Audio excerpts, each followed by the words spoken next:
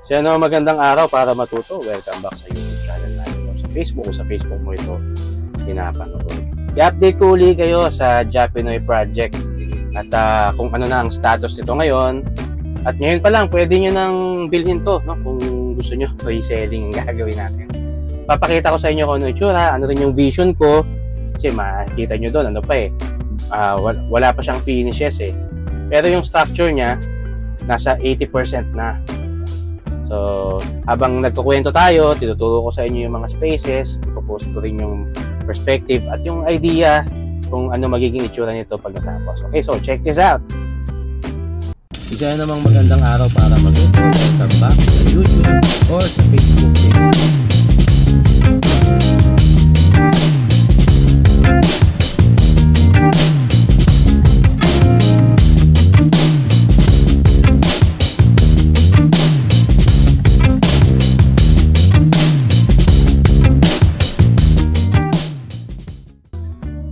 Okay, dito na tayo sa site pero bago tayo bumaba, invite muna kita na mag-subscribe sa channel kung hindi ka pa subscribe. Bakit ko ba ito tinawag na Japinoy?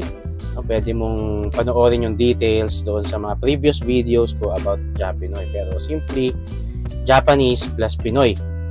Kasi nung nagpunta ako ng Japan, pwede mong panoorin yung video na yun. Marami ako natutuhan doon tungkol sa paano sila mag-design at mag-build ng mga bahay. Yung bahay nila doon ay ang nag-dictate hindi yung kung ano yung uso, kung ano yung maganda sa paningin, kundi kung ano yung function. Dinesign yung mga bahay nila doon based sa function at sa restrictions ng kanilang mga lote. Maliliit kasi, mga lote sa kanila.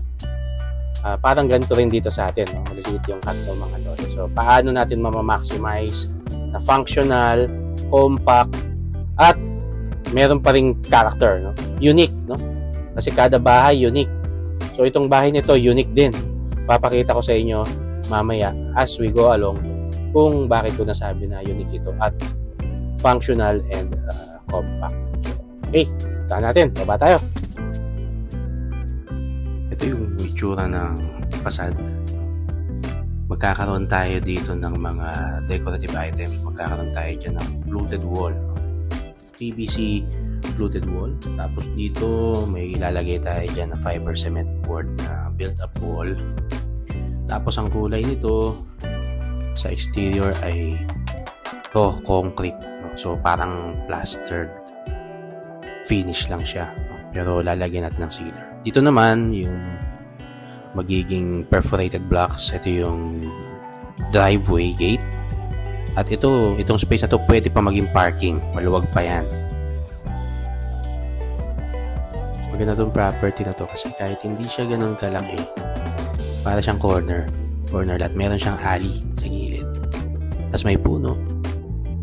Kaya iba magtatanim pa lang ng puno Pero ito meron na. May puno na siya ng mangga.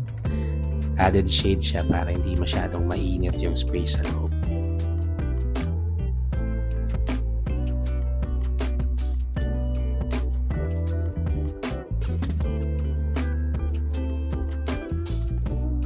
Interesting din tong side kasi may bintana pa rin tayo dyan. Nga pala, yung roof natin na mayroong wood effect na eaves. Yan siya. PVC rin yan. Tapos, may mga canopies tayo para protektahan yung windows.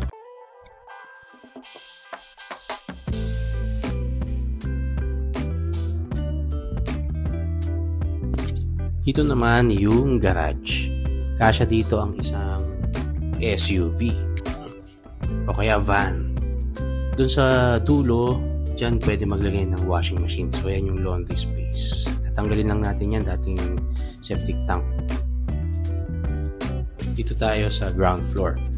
Itong hagdan, ganda ng material dahil SRC panel. Kung hindi nyo pa alam kung ano yung SRC panel, mayroon din tayong video dyan. Check nyo lang sa playlist natin. So, ito sisimentohin yung SRC panel na yan. At may space sa ilalim. Gagawin natin yung shoe cabinet, lagayan ng mga abubot or whatnots nandyan sa ilalim ng hagdan para hindi masayang yung space. At dito naman sa area na ito ang kitchen. Magkakaroon tayo dyan ng bar counter at meron tayong exterior or outdoor dining dito sa space na to. Nandyan ang lamesa at yung pader na nandyan sa harap ng dining, itong area na ito ay perforated blocks. Meron na akong na-order. So, next week siguro makukuha ko na yon sa Romuald Concrete, yung perforated blocks nila na squared. So, mabubuo dito sa area na to. No? Ganda, fragmented na liwanag galing sa labas. Tapos, hangin, maging presko. No? Itong area na to, dito ka pwede maglagay ng sofa. Ito, jalousie windows para pumasok ang hangin. Itong site na to, pwede kang mag-landscaping dyan. Yan, temporary na access namin yan sa taas. Habang di pa nagagawa yung hagdan. Dito yung main entry. Meron tayo dyang shoe cabinet. At itong space na to ay merong skylight. Kaya maliwanag to sa maghapon. Nandito naman tayo sa second floor. Itong second floor meron siyang 3 rooms. Yun yung bedroom 1, yung mas malaki na pwedeng master bedroom. Ito yung stairs. Tapos ito naman, provision ito para sa isa pang room. Pero ito, sa design ko, ito ay may sliding door na glass. Kasi ito ay pwedeng maging entertainment room, family room, TV room, o ano man yung gustong gawin nyo dito. Pero pwede rin siyang maging isa pang room. Pwede siyang maging guest room or bedroom number 3. Ito yung bedroom number 2. Pasukin natin. Dito, may cabinets or TV. Dito, kasya ang isang double bed or queen size bed or 2 single bed, no? Side by side. Tapos yan yung gitna. Meron tayong magandang window, jalousie window yan, mataas para pwede dun yung headboard. Dito naman, sa side na ito, nandito yung nakikita kong cabinets side na yan. Okay, so itong bintana rin natin dito sa guest room or entertainment room, mataas din para may privacy. At mas malaya tayong magamit ng mga walls. Ito ay jalousie window, para pasok ang hangin, pasok din yung sikat ng araw dito sa loob. Kaya mapapansin nyo dito maliwanag, no? Maliwanag tong spaces dito sa room na to. Ganon din dito sa family room or sa provision for another room. Diyan TV outlet yan. So pwede kang dyan maglagay ng wall-mounted na TV. And dito pwedeng couch or pwedeng sofa bed. Kapag may guest kayo, gagawin lang yung bed. So ito na yung yung master bedroom. Pakita ko sa inyo yung naisip kong configuration dito ng room. Meron tayong 2 window. Yung isa mas mataas kasi pwedeng nandyan yung headboard. Okay, pwedeng headboard dyan. Isang option yun. Pero sa design ko, andito. Ito yung headboard. Magkakaroon tayo dyan ng fluted wall panel. PVC fluted wall. So, mas maganda dyan yung headboard ng kama. Tapos, dito, pwedeng nakasagad yung kama dyan. Dito naman sa side na to, yung hindi pa tapos na walan dyan yung cabinet. So, yung closet, dyan sa wall na yan. At, itong galawan, maluwag. Okay, so yan yung kwento ng bahay, ng property. 68 square meters yung lote. Yung bahay, nasa more or less, nasa mga 70 square meters yung floor area. Merong 2 bedrooms at merong isa na extra room. Provision para sa 3rd room. So, kompleto na. Kaya yung pinakita ko sa inyo.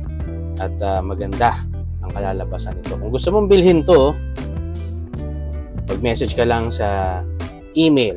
Padalahan mo ako ng letter of intent na gusto mong bilhin tong property na ito.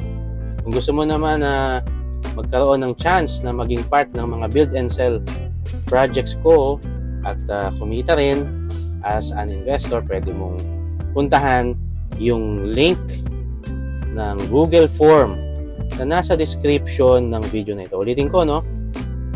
May link ng Google Form.